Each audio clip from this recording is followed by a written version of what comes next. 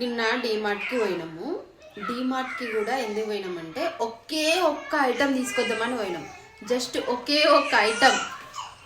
So మా పాపకి diapers తెద్దామని చెప్పేసి పోయినాము. ఇది మామూలుగా బయట తీసుకుంటే ఒక్కటి 10 రూపీస్ 12 రూపీస్ అట్లా ఉంటుంది. ఇక ఎందుకు డీమార్ట్లో అయితే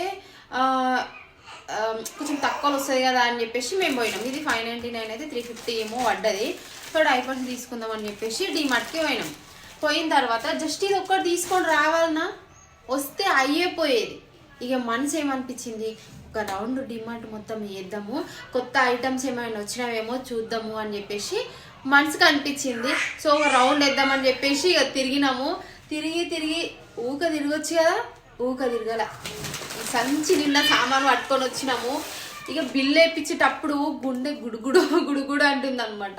ఎందుకంటే బిల్లు ఎంత అయిందో అని చెప్పేసి బిల్లు మాత్రం